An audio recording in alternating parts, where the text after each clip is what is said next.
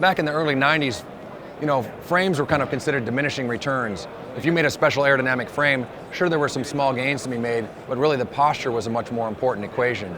And so Jim set about setting the perfect geometry and would weld up these custom frames. And as that has sort of gravitated, as we reached a point where frame geometry became more stabilized, then we started looking at, well, how do you make the bike faster? And overall, a rider on a road bike is going to have 3,000 to 3,500 grams of drag. A great aerodynamic road frame is going to have 500 to 600 grams of drag. So we're not talking about, changing cycling to a point where riders are going to start somehow getting, traveling at speeds that we're not seeing currently today. The gains to be had, though, are certainly the differences between winning and losing at the top stage. It's not something that we just sort of turned a new page in our chapter and decided to start building aerodynamic road bikes. In 2004, Jim was involved with the US Olympic team in their debut in triathlon, and so we started looking at building ITU bikes, road racing bikes that were designed to be ridden in an aerodynamic posture or ridden in a pack. So they had to have road characteristics, but also have some aerodynamic benefit if we had a solo rider. And so in 2004, we looked at some special tube shapes. In 2005, we launched our first aerodynamic road bike, but it was really catered more towards the triathlon market. It's road racing frame, road racing angles, but it shared some of the tube shapes that we had at the time on our track bicycles and some of the ideas between our triathlon bikes. Then in 2007, we entered the professional cycling peloton at the highest level with the Slipstream organization. At that time, we started looking at the bikes we were manufacturing and what their requirements was. That was a team full of GC and time trialists, specialists off the front. And so we looked at developing ways to incorporate some of the aerodynamic shapes from our time trial and triathlon bikes into a carbon machine. So that bike was debuted in the 2008 Tour de France, and that's where the AR moniker came from. So really this bike, the day that bike debuted in 2008 in July, that's when this bike was started. We started looking at what are ways we can do this better? How can we make it lighter? How can we make it faster? And the other thing that's shifted in the market is aerodynamics is no longer something that we look at as a subset of the market. Look at wheels today. No one's going about trying to make a lighter wheel that's a shallower cross section. Everyone's going, how do we get deeper? How do we get more aerodynamic? How do we make a bike that still handles great at a rim depth of 65, 75 millimeters? And so we're looking at the same thing. The new AR doesn't represent a new bike that sets a new benchmark for aerodynamics. The new AR is a new road bike.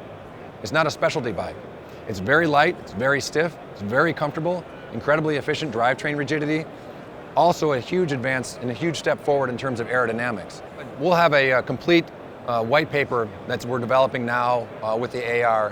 When we develop the frame shapes, we'll start off with previous designs, previous generations, some competitors' designs that we feel have a valid shapes and valid concepts, and we start studying those things in the wind tunnel. Then we'll come about some of our own studies.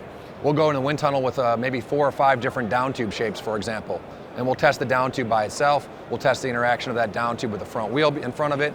We'll test the interaction of the down tube with cranks and spinning legs behind it, and we'll come up with tube shapes that we feel are going to have the best performance and across a wide yaw range and across a wide performance spectrum.